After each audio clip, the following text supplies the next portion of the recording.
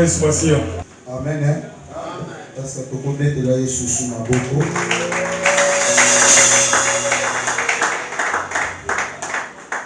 Révérend homme de Dieu, mesdames et messieurs, servantes et serviteurs, distingués invités à votre titre et qualité respectée, au nom de notre Seigneur Jésus-Christ, je vous dis shalom. L'exceptionnelle journée aujourd'hui comporte une signification toute particulière pour nous, celle de la célébration de la première édition du Témépro, qui veut simplement dire les temps d'éveil prophétique. La tenue de cette conférence m'a été inspirée par le Saint-Esprit et en 2004, nous avions commencé à poser des bases et en 2011, nous avions élevé le mur. Ainsi, par la volonté du Très-Haut, la première édition a vu le jour. Nous glorifions l'Éternel pour avoir accordé le souffle de vie à cette vision qui pour objectif d'éveiller l'Église corps du Christ, le peuple de Dieu, en priorité les hommes de Dieu, à bien comprendre le temps dans lequel nous sommes, à déceler le signe du temps, en associant les événements majeurs qui se passent partout dans le monde, sans ignorer que notre calendrier, notre miroir, à nous chrétiens, c'est Israël. Cette mission se trouve être aussi un coup d'éveil en se penchant aux Écritures afin de ne pas être séduit par l'esprit de l'Antichrist. Révérend homme de Dieu, mesdames et messieurs, servantes et serviteurs, distingués invités, à vos titres et qualités respectés, ces assises nous contraient à un devoir, une mission comme évoque si haut d'éveiller le peuple de Dieu et les hommes de Dieu à comprendre le temps et le message de l'ère que le Seigneur tient, Mordicus, à comprendre afin de prêter le Seigneur Jésus-Christ. Il est à noter que cette première édition se tiendra à l'église One Day, en date du 26 août de cette année en cours. Je saisis cette opportunité pour vous informer que cette édition sera précédée par une série de descentes sous forme de plénière dans différentes communes de la capitale afin de transmettre la vision pour une bonne exécution de la vision. Tenez-les, ce lundi nous sommes à Kisensu. Le lundi en 8, nous serons en Gaba. Le lundi le 17, nous serons à Lemba. Et le lundi le 29, nous serons à Matete, afin de préparer la grande assise du mois d'août. Révérend homme de Dieu, mesdames et messieurs, servantes et serviteurs, distingués invités à vos titres et qualités respectées. Pour terminer ce petit mot du jour, permettez-moi à rappeler ici que la mission d'un chrétien est de dépeupler le camp du diable. Et pour le faire, nous avons le devoir d'annoncer l'évangile et surtout de préparer le peuple de Dieu de recevoir Jésus-Christ. Ceci ne sera possible qu'en l'air présentant et expliquant le message de l'air en les associant avec le signe des temps sous nos yeux. Je vous invite d'acclamer pour Jésus-Christ de Nazareth. Et l'Église a vu le jour et que son peuple sera sauvé. Je vous remercie. Amen. Nous avions toujours dit que la conférence est à la culte et à la serviteur. Alléluia. C'est que nous apprenons à nos enfants, nos fils, nos filles, dans nos églises respectives. Et c'est que tout ça la cambo bien. On a un zambo ya benga biso. On ça la zamna bonde lieu. Est-ce qu'on peut tellement? On a que la main zambo ya benga lieu. C'est le moment où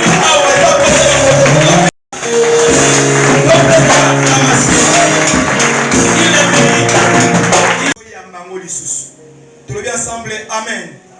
Ndenge biso nyonso toza tokoti na kati ya temepo. Donc nde tokobima asu batuni biso touti wapi? Oyebi yake na uti na temepo. Qui veut dire temps d'éveil prophétique. Alléluia. Amen. Comment moi tolo ba mingi te toli tolo exana no moto yo azana semi anzam. Amen. Amen. Tokangi misu na biso. Demandons à Dieu, parlez-nous. Prions au nom de Jésus.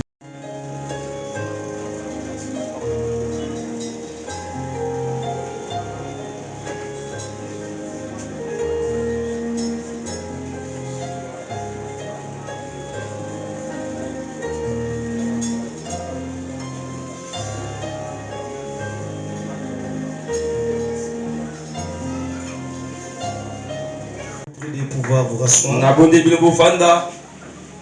Je bénis le Seigneur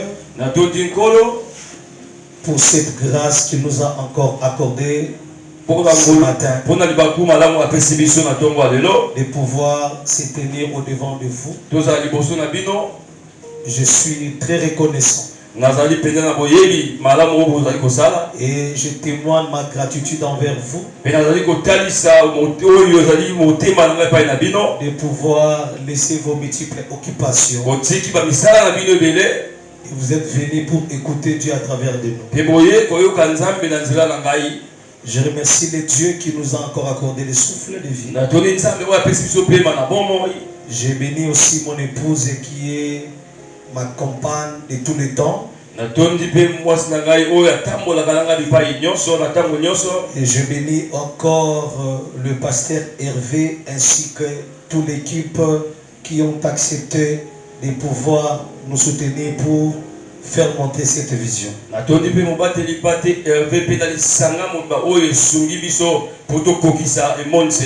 ne saurais pas décider tout le monde, mais le président, quand il passera, c'est lui qui va présenter les comités qui ont travaillé pour que nous nous retrouvons ce matin.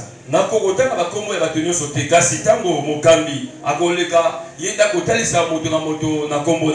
fait, je me nomme le pasteur Timothée Ilondankumu.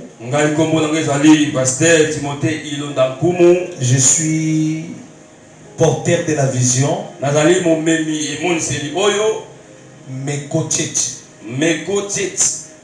Ministère évangélique Christ en œuvre.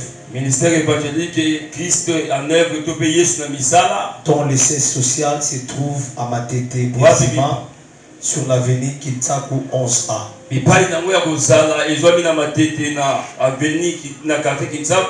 Numéro 11A. Dont référence, parquet de Matete, juste devant la station Total. Je suis à l'avenue là qui est devant la station. Et ça parquet MATTP na balabala oyo ezali na ngambo ya bisika basombaka essence nde na balabala wana. Et c'est là où que nous allons encore tenir notre première édition le 26 août de ce mois et de cette année en cours. Wana nde ezali payo wapi tokosalisa likindo na biso ya liboso na kati na mobu oyo tozwami. La raison de ma descente ce matin, c'était pour d'abord présenter la vision que le Seigneur a mis dans mon cœur et qui sera suivi d'un discours comme une exhortation. Donc mon exhortation sera liée avec la présentation de la vision. Je suis en train de parler devant le pasteur, des responsables des églises, des encadreurs qui sont différents des adeptes. Et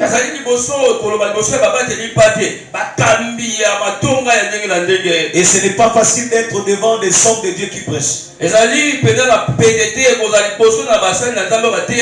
permettez-moi de vous dire seulement les mots qui viennent de celui qui t'a enrôlé et de celui qui m'a enrôlé.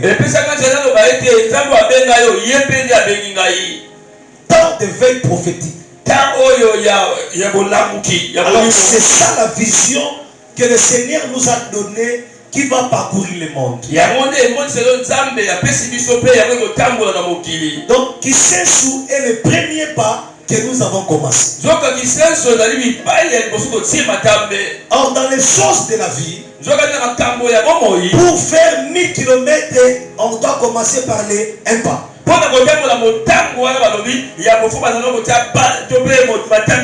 Donc quand tu ne fais pas les premiers pas, tu n'arriveras pas à comme un devoir.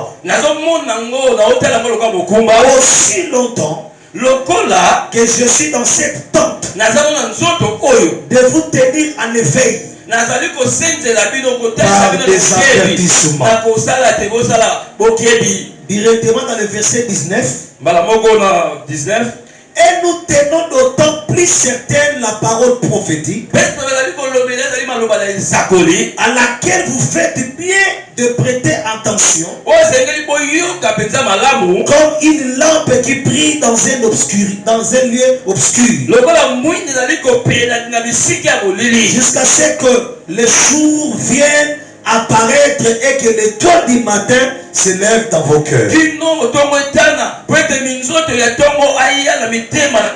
Que Dieu vous bénisse. On peut acclamer pour la parole de Dieu. Chers éminents de Dieu, c'est ce verset qui a donné naissance à la vision des Mépro. Ici, c'est l'apôtre Pierre qui parle. D'autant celui qu'on a confié la clé de l'église. Il était dans 2 Pierre 1,13. Je regarde comme un fardeau. Dans d'autres versions, on dit fardeau. Ici, on dit comme un devoir. Aussi longtemps que je suis dans cette tente, il parlait de la tente comme son corps. L'apôtre Paul a compris qu'il avait un fardeau dans son cœur. Parce qu'il connaît que l'homme sur la terre a des temps de vivre. Il y a les temps où nous sommes pendant la chair et il y a les temps où nous sommes en dehors de la chair. C'est pour cela, vous verrez quand quelqu'un est décédé, on dit que ton âme repose en paix. Pourquoi seulement l'âme repose en paix? Avant que la personne meure, il n'est pas seulement l'âme. Il avait aussi le corps. Il avait aussi l'esprit. Mais pourquoi après la mort de quelqu'un, on souhaite que le repos de l'âme? Parce que au moyen de la mort, la chair pourrit. L'esprit revient auprès de Dieu. Mais l'âme de l'homme continue la vie. Et c'est pour cela Pierre a eu cette responsabilité. Aussi longtemps que je suis dans cette tente, j'ai une mission accomplie. Cher homme de Dieu, je voudrais te dire, tu ne prêcheras pas au cimetière. Pendant que tu es encore en vie, dans cette tente-là, il y a une responsabilité. Et le Seigneur t'a confié. Le Seigneur m'a confié. Pourquoi? Je suis rentré dans la Bible. Quand il y avait la répartition des sacrifices dans les sacerdoces, il y avait des parties réservées aux sacrificateurs. La partie qui était réservée aux sacrificateurs, c'était la poitrine et les épaules.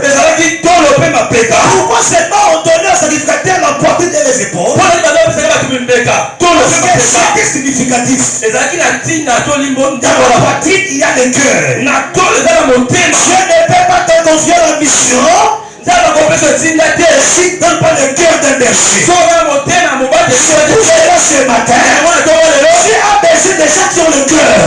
Parce que sans le cœur, tu ne peux pas accepter d'aller prêcher celui qui est très loin. Et pendant ces éveils prophétiques, on doit donner confiance à l'homme de Dieu. Tu as une mission.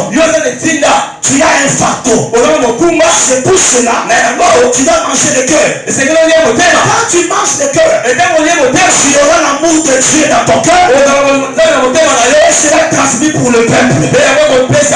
C'est pour cela Moïse dit, quand Dieu a voulu tuer le peuple, Moïse dit à Dieu, fais-moi leur place.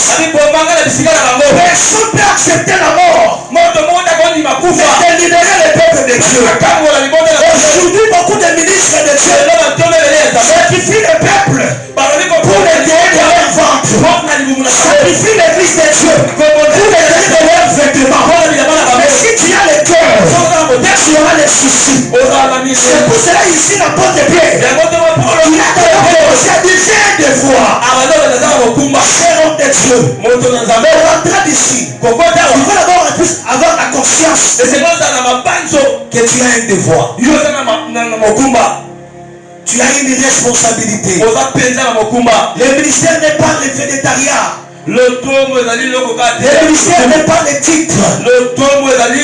Ce qui importe pour toi, c'est la charge que Dieu met sur toi. Et c'est pour cela, en dehors de manger le cœur, on donnait les épaules. Les épaules pour donner des significations. La première des significations, on donne les épaules comme la charge. Frères et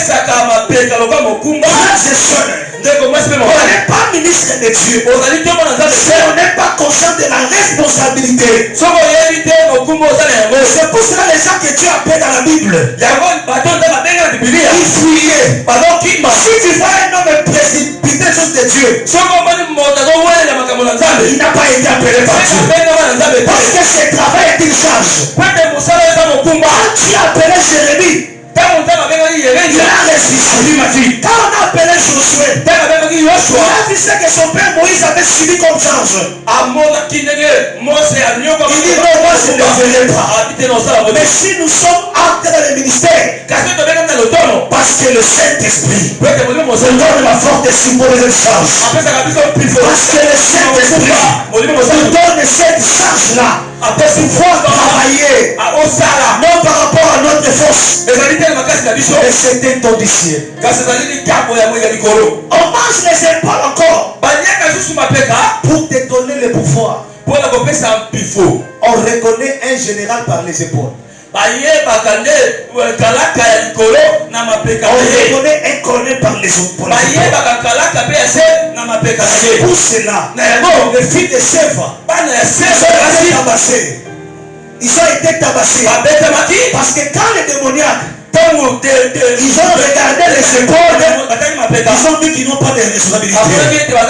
Qui êtes-vous pour nous chasser? C'est homme de Dieu. Dieu t'a accordé le mandat pour chasser les démons. Si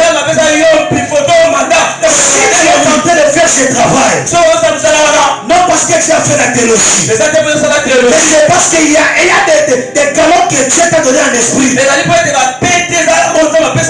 c'est ce qui fait en sorte que là où nous sommes en train d'œuvrer dans nos églises respectives,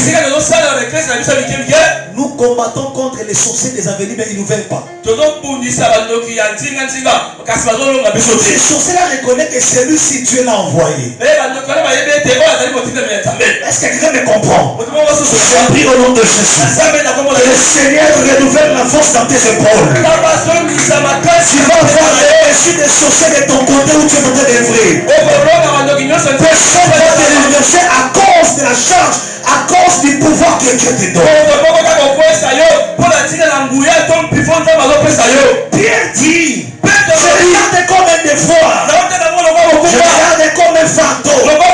Aussi longtemps que je suis dans cette table, frères et sœurs, ministère de Dieu, le ministère, ce n'est pas toi qui as commencé. C'est pendant que tu es en vie. Ne repoussez pas tes mains ce que tu peux faire aujourd'hui. Parce que tu as un temps. Pierre reconnaît. Il est temps que Jésus encore sous cette tente. Parce qu'il savait. Je vais passer demain. Frères et sœurs, chers ministres de Dieu, je suis en train de dire à un homme de Dieu ce matin, devoir saisir les opportunités ministérielles. Les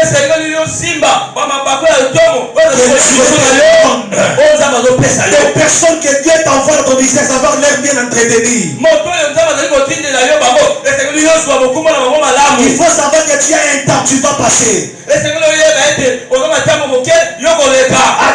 Travailler, il est passé. Le travail qu'on fait, on n'a pas commencé ça. Qu'on fait aujourd'hui. On n'a pas commencé ça. On a trouvé ça. Et on va laisser ça. Mais c'est une chose. Il dit ceci. De vous tenir en éveil par des avertissements. Donc, le temps de l'éveil prophétique, c'est-à-dire l'Éternel m'a donné la mission. Ce n'est pas une chose nouvelle que j'enseigne. Mais je viens seulement pour te rappeler. Amen. Comme aussi Pierre rappelait. C'est pour t'avertir. Comme il a dit, avertir. Parce que celui qui est éveillé, il est aussi averti. Oh, quand Pierre dit ces choses, il est en train de jouer le rôle pastoral.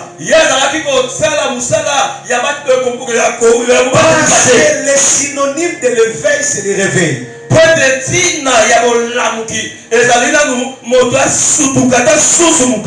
synonyme de l'éveil, c'est le réveil. Alors pourquoi le temps d'éveil prophétique? Dans ce tournoi de paroles prophétiques que nous allons porter, Dieu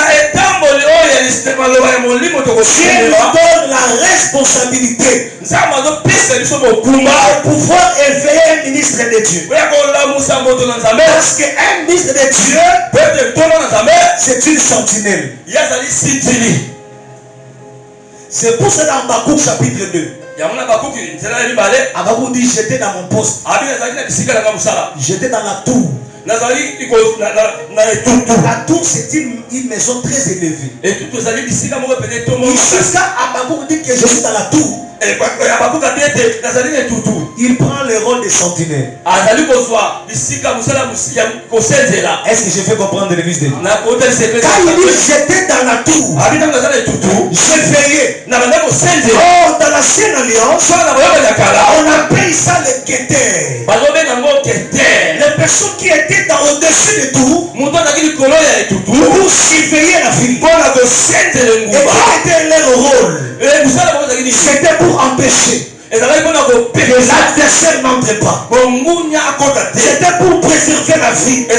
Au cas où il fait un danger, il va sonner l'alarme. Il va sonner les trompettes. Ces trompettes là, c'est dit que l'éveil prophétique. Prophétique pour réveiller les gens de comprendre que l'ennemi est en train de détruire. Cher ministre de Dieu, vous savez la connaissance. Et c'est une miraille pour celui qui la possède. Un homme de Dieu qui est averti. Protège l'église de Dieu. C'est que dans ce tournoi de l'éveil prophétique, dans le message que nous allons apporter, nous allons éveiller et réveiller un homme de Dieu qui prenne conscience que je suis un sentinelle. Une sentinelle. J'ai le rôle de protéger un peuple. Alléluia. Amen. Alléluia. C'est pour cela, dans 2 Pierre 1,19, l'apôtre Pierre dit une chose. Il dit, et nous tenons d'autant plus certaine la parole prophétique à laquelle vous faites bien prêter attention comme une lampe qui brille dans le lieu obscur. C'est que la parole prophétique, c'est une lampe qui éclaire dans l'obscurité. Quand je parle de l'obscurité, je vois l'apostasie. En ce temps où nous sommes, le diable aussi est en train de larguer les faux apôtres. Les faux prophètes. Il y a des enseignements hérétiques. peuple de Dieu. Alors nous, étant que des ministres de Dieu, nous sommes là sur la tour pour veiller. Veiller à voir jusqu'à ce que la prophétie s'accomplisse. Car la prophétie, c'est comme une personne qui marche. Est-ce que je parle à un homme de Dieu? Écoutez ce qui va me faire introduire ma pensée. Il dit jusqu'à ce que les jours viennent apparaître et que l'étoile du matin se lève dans vos cœurs. Amen.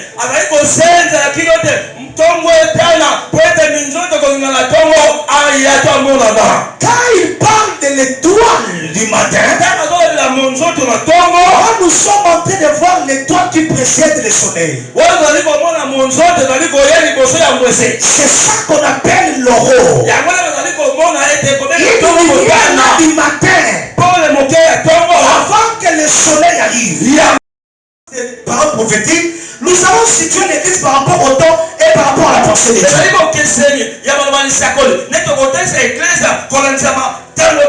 Car ici il dit le temps de la fin.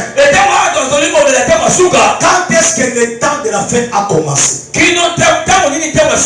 Le prophète Joël nous dit en ces derniers temps. Je répandrai mon esprit sur toute chair.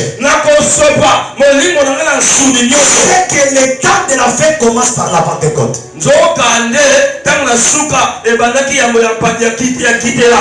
Je peux voler. Parce que de la manière que Dieu a marché, Dieu a marché dans des dispensations. Il y a le temps où il était en Éden, dans la période d'Adam. Il y a la période de Noé qui était venu. Il y a la période de la loi qui était là. Et la période de la grâce où nous sommes. Dans le temps de la fin, dans la prophétie, ça commence la mort de Christ. Comment? Comment la mort de Christ? Vous allez vous rendre compte.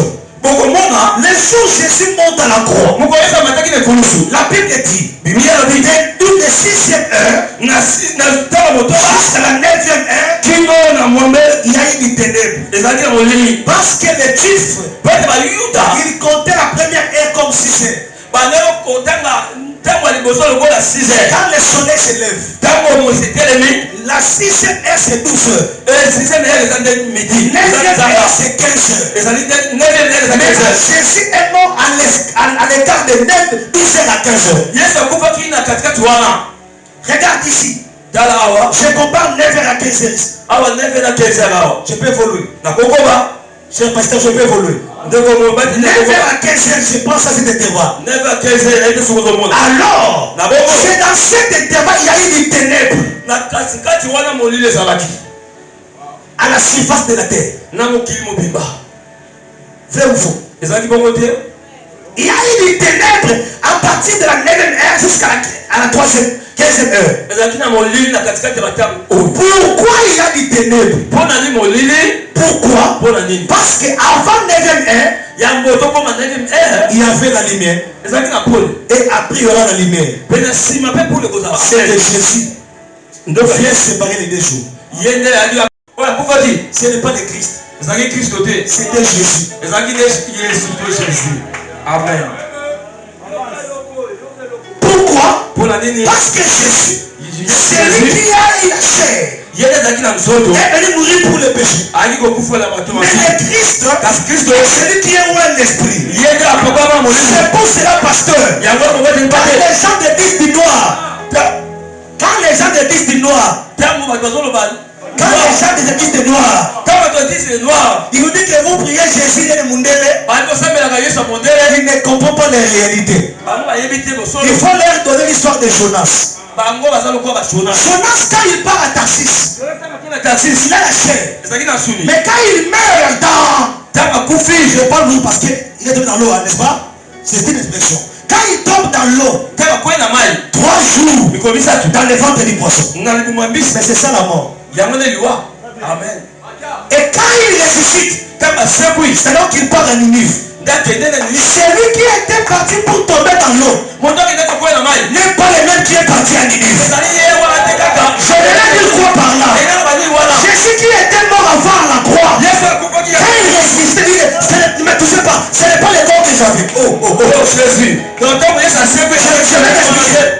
Quand Jésus est mort, pasteur, il était avec les apôtres. Il s'est touché. Il marchait. Et quand il est mort, il est ressuscité. Il les a apparus. Comment vous les touchez? Il dit je ne les touche pas. Parce que ce que je suis maintenant, ce n'est pas ce qui était avant. L'esprit qu'on a reçu, ce n'est pas l'enfant de Marie, mais celui qui est lié à l'esprit. Jésus avance. Quand il est mort, il est mort pour toute l'humanité. À sa résurrection, il n'est pas comme Christ. Jonas qui part à Ninive, il part comme un esprit. Mais Jésus qu'on a reçu, c'était un esprit qui a ma père. Il n'est pas un juif, il n'est pas un grec. Amen. Amen. Il n'était pas mort, mais il était comme. Pourquoi comme? Parce qu'il était Jésus, était le Christ. C'est pour cela qu'on dit à Jean, regarde derrière toi. Jean était comme ça. On lui dit voici le lion de la tribu. Quand Jean tourne le regard, au lieu de voir le lion, lui voit l'agneau. Comment expliquer? Mais tu veux monter les lions. Parce que le Dieu que nous cherchons pour nous délivrer, il a pris 3 formes. Comment? Mais c'est ça l'axe de Noé, non? L'axe de Noé, il avait 3 degrés. Le premier degré, c'était les sommes. Le deuxième degré, c'était les animaux. Le troisième degré, c'était les oiseaux. Et le jour du baptême, quand Jésus venait, il était un homme. Quand il s'approche, il devient l'agneau. Et Dieu, c'est le calcul de Guido. Amen. Il était un homme qui venait dans les Jourdains. Et puisqu'il s'approche, il dit il devient l'agneau. Deuxième degré. Et quand il arrive dans l'eau, l'oiseau est descendu. Pourquoi l'oiseau est descendu? Parce que quand il y a eu des riches, il pouvait sauver. Il n'y avait personne. On envoie des corbeaux. Le corbeau est parti. Il est parti. Il est parti. Il a fait 3 fois. C'est la loi des puissants et des prophètes. Ils n'ont pas pu sauver. Pour cela, on a compris. Les corbeaux, on n'a pas pu sauver. On a fait des puissants. Les puissants partent. Il n'est pas revenu. C'est-à-dire, depuis ce jour-là, on cherchait les puissants. On ne les voyait pas. Les puissants voyaient l'autel pour aller se pousser. Les puissants ils regardaient, ils ne voyaient pas l'autel. C'est pas le mystère de Josué. Quand Josué sauve le peuple, il arrive aussi dans Juda, il fait l'autel, mais il met le sacrifice. C'est que la mission de Josué était complète. Parce qu'il manque de sacrifice. Et pour ces temps-là, où le Jourdain était un hôtel, mais il manquait l'offrande. C'est pour cela, quand Jean, le dernier prophète, quand il regarde Jésus, il était où? Dans le Jourdain. Il comprend. Depuis le temps de Jésus, il a laissé l'hôtel, mais il manquait le sacrifice. Voici l'agneau maintenant. C'est lui qui va faire l'offrande. Et c'est ce jour-là, quand Jésus entre, la pigeon qui est partie depuis le Noé, il a vu maintenant, voici la porte de descendre. Les pigeons qui étaient partis depuis le Noé, il dit voici l'endroit pour atterrir. C'est pour cela, j'ai dit agneau comme il mourait. Il n'était pas mort. Il faisait semblant de mourir. Mais dis-moi pourquoi. Pourquoi? Parce que avant la venue de Jésus, tous qui sont morts avant Jésus, le diable les prenait sous l'emprise de la mort. C'est comme Goliath qui tue les gens par son épée. Et quand David vient, il va les tuer par son propre épée. C'est que la mort pour le diable, c'était comme son épée. Alors pour que si Dieu puisse le vaincre, il va toujours mourir. Alors il liwa. Et ça le rôle embelli pour la Satan. Aboma Eli. Aboma Moïse. Je crois épée à Pharaon, il y a Goliath. Non, il commence à être. Il y a un épée, une épée. Pas quoi Isaïe, il fallait accoucher. Donc à celui qui a embelli la bonne yémoko. On comprend les qualités parce que. Amen. Avance. La mort de Jésus, c'est utiliser son propre arme pour le détruire.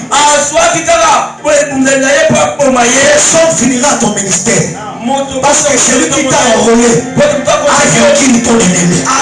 Tu s'appelles Jésus. Et David était poursuivi par son père Saoul.